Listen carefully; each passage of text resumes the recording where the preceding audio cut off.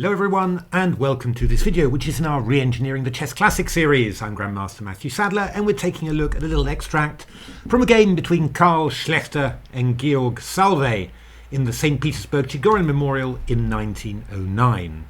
Now this is quite a famous example because in this position it's Ruy Lopez. White's got maybe a tiny little edge. After all, you've got the normal Ruy Lopez stuff. A nice centre, maybe a little bit more space. But Black's challenging the A file here, not much happening. So, I mean, something like Rook A1 might be normal, or you might take the Rook on A8. But in this position, Carl Schlechter decided to play D takes E5. And pretty bold sacrifice. Now, in actual fact, D takes E5 would not be so remarkable for White.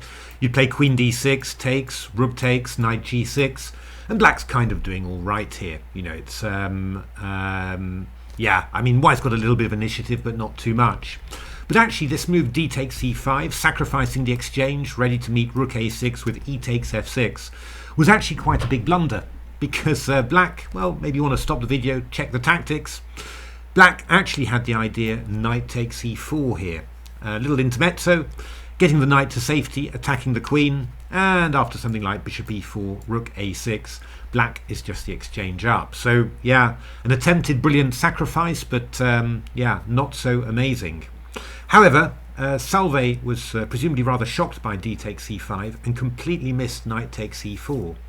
So he played Rook takes A6 and Schlechter took on F6. Now things are actually getting quite bad for Black here already. The engines actually want to just play Knight C6, but after F takes G7, King takes G7, Knight H4, we're aiming for F5, Knight E7, the engine just like H3. Just a little move, giving the king some escape. That sort of allows the rook to move to the third rank across to G3 without allowing any Rook A1 checks. We'll see that theme later. Then, I mean, Black's in difficulties here. I mean, the king is weak. White's got plenty of attacking options. Pretty tricky. This was one of my engine games, Stockfish against Dragon. Bishop C8, Queen D3, looking for E5 and Queen H7. Rook G8, looking to escape round here. Knight F5 check, King F8, Knight H6, Rook G6, Knight F5. The game went on, but I mean, Black's just got a very uncomfortable position. Not much positive for Black to do, and the Black King on F8 is very weak. So Salwe played G takes F6 here, and this was met by Knight D5. Rather unpleasant move, hitting lots of stuff and also opening up the line of the Queen on H6. Actually, Salwe replied Bishop takes D5, and I was sort of trying to understand why on earth isn't Queen H6 sort of super strong. I mean, we're just threatening something like E5 and after F5 later Knight G5. I mean, surely that's going to be very strong. But in actual fact, Black's got an amazing idea here. He's got the idea of Bishop B3, just distracting the bishop away from the B1 H7 diagonal. And after Bishop B3 we go Rook A8 and we try and exchange off rooks with Rook A1.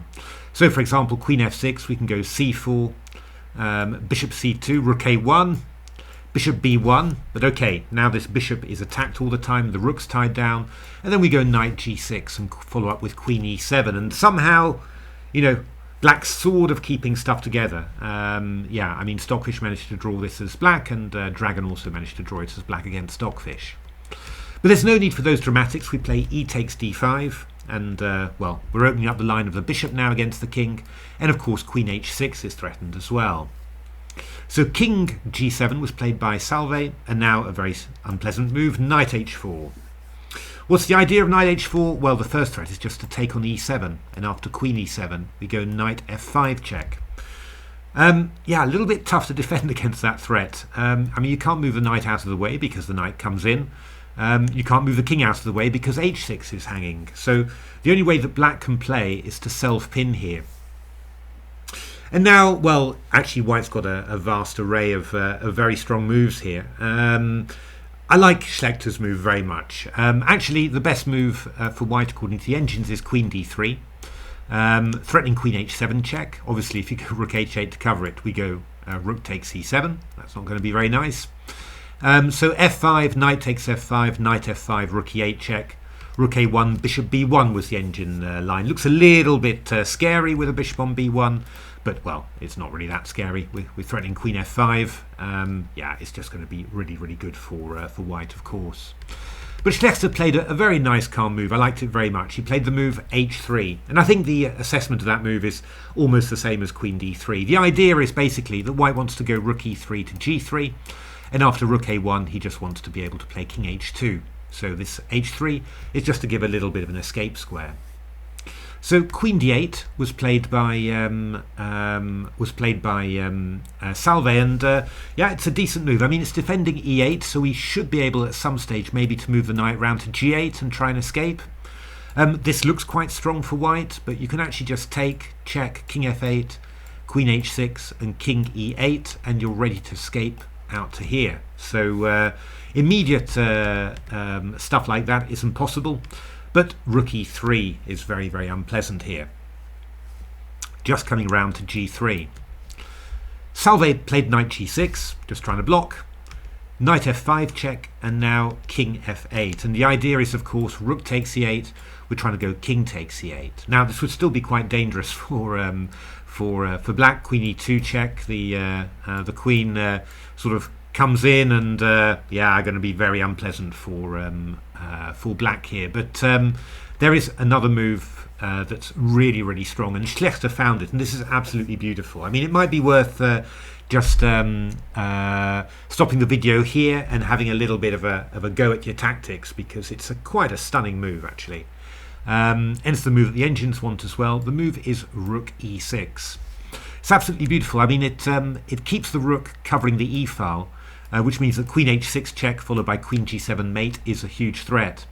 If you take with the f pawn, then I've just got queen h6. You've undermined also the support of that knight on g6. Doesn't particularly matter, of course, because of queen g7 checkmate.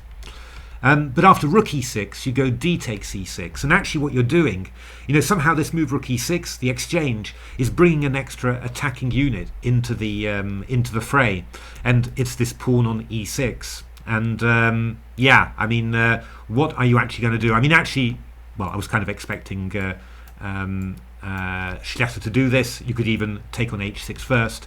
It doesn't particularly make much difference. D takes e6.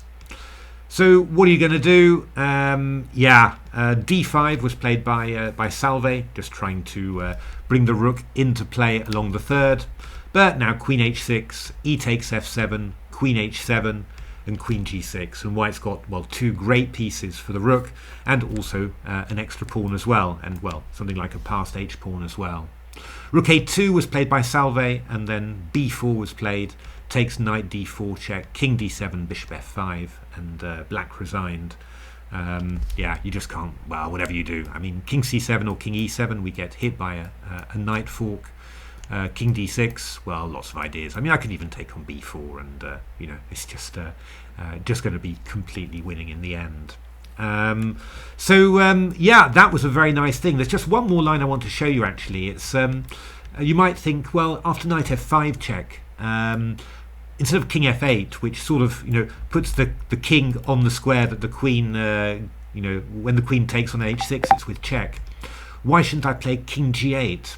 And there, in actual fact, we've got the lovely idea: knight takes h6, king f8, and then knight takes f7, attacking this, threatening to take on g6. And if you go king f7, I just take, I go check, and I go queen h6, and this is going to finish pretty quickly. The best that black has got is to go queen f8, and then I've got queen h7 and rook g8. And well, the engines played quite a few games from here, but white's got queen and two pawns and a huge passed h pawn and a nice open black king. So lots of uncomfortable checks for black.